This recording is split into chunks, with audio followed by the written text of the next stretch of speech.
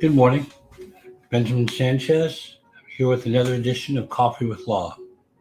This week, we're taking some time to talk about evictions since those are so important. And in particular, we're talking about notice to vacate at the moment. As I mentioned at the beginning of this series, tenants usually do not have a lot of defenses. So the defenses they have are usually going to be technical or procedural in nature. And that is why it is very important to know the rules or to at least consult an attorney who knows the rules about how evictions are supposed to be done properly. So that if you are sued for an eviction, you may have a defense. Or quite frankly, if you get to an attorney soon enough, the attorney could potentially um, get that case not filed by reaching out to the landlord sooner. So I wanted to tell you a little bit today. I want to go over the fact that notice to vacate under the Texas Property Code must be delivered in a certain way. Yesterday, we talked about the fact that there has to be a certain date by which you have to move out. And we talked about the 3, 10, and 30-day notice period, and those are minimums.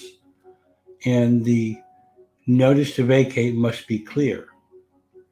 Today, I want to talk to you about how that notice to vacate is supposed to be delivered to the tenant. Now, a few years ago, the law was changed. Prior to the law changing, the landlords were required to post a notice on the inside of the front door. And if they didn't do that correctly, then that was a defense for the tenant. Well, you ask, how could that be difficult for a landlord to do? You'd be surprised that back before 2016, there were lots of landlords who were being lazy about posting their notices. They would slide them under the door. They would put them on a piece of furniture. They would put them on the outside of the door. They would do all sorts of things that were technical violations that could be used as defenses for tenants. In 2016, the law changed and, quite frankly, made it easier now for landlords to be able to give notice to tenants. In particular, the Texas Property Code basically goes over two ways in which the notice to vacate can be delivered, and then there's an alternative depending upon certain factors. So generally, a notice to vacate can be delivered by personal delivery in person or by mail. So let's go over those two things. What does in person mean? What does personal delivery mean? Well, generally that means handing the notice to vacate to the tenant at the premises. It's very important because the notice to vacate has to be delivered at the premises. You can't go find someone in a restaurant and give them a notice to vacate for their home or apartment. So at the premises, a landlord or a landlord's representative can actually give the notice to vacate in person to a tenant, or give the notice to anyone who's 16 years or older who is residing at the property. Now, these words seem to have an easy meaning. Quite frankly, though, when you're not giving the notice to vacate to a tenant, the question is going to be, is that person that you gave it to actually residing at the residence? If they are just a guest, if they are just a visitor, that will not count. So, for example, if someone is having a party, if the tenant is having a party and some guest happens to open the door to someone who's trying to deliver a notice to vacate, I would argue, and I believe the law supports me, that that notice being given to just a party guest is not going to be sufficient for actual delivery of the notice. The other way to do this in person, besides giving it to a tenant or someone who's 16 years or older that resides at the residence, is by putting it on the inside of the front door, as in the old method. So you can still do that. There's an exception though, because you cannot disturb the peace, and you can't do it in a way that's going to potentially create harm to the tenant or to the landlord. So that's the in-person requirement. Tenant, 16 years or older, who lives there, or the inside of the front door. All of it, though, must take place at the premises, at the residence. The other big way to do this is by mail. Okay.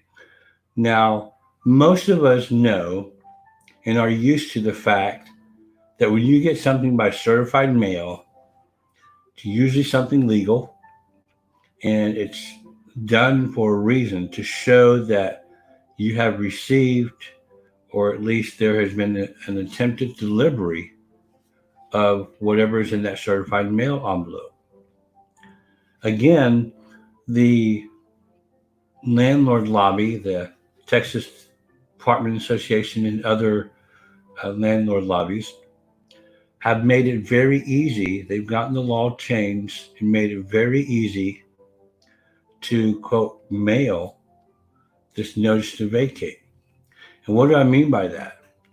Well, under the law, when you mail a notice to vacate, that notice can be delivered by regular mail, registered mail, or certified mail, return receipt requested. Regular mail, registered mail, or certified mail, return receipt requested. As you can probably see, that has the potential of being abused. Because quite frankly, there is no way to track regular mail. And as a consumer attorney, as a tenant's right attorney, I just believe that that particular law is bad law. I think the legislature needs to change that. But of course, I'm not in the legislature and I can't change that, but that is the law. So technically, a landlord could sue and then tell the judge, yes, we gave the notice by regular mail, but there's no proof. And then the judge is going to have to determine the credibility of the landlord or the landlord's witness at trial to determine whether or not the judge believes that mailing took place. Obviously, if the tenant says, no, I never got that, then it's going to be an issue of credibility between the witnesses.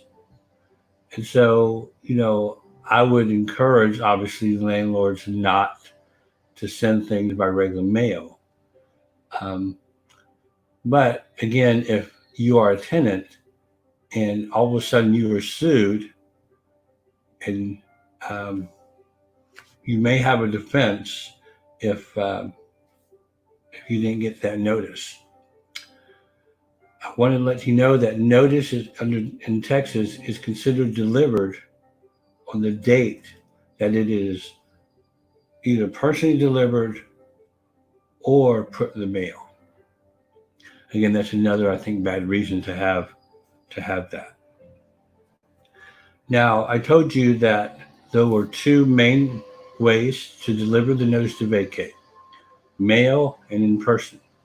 There is an exception to those, and basically that exception exists because, one, there may not be a mailbox, or there may be something that does not allow the landlord to enter and put the notice on the inside of the front door, such as an alarm, a dog who may be dangerous, a keyless entry for which the landlord cannot get in because the landlord doesn't have the key.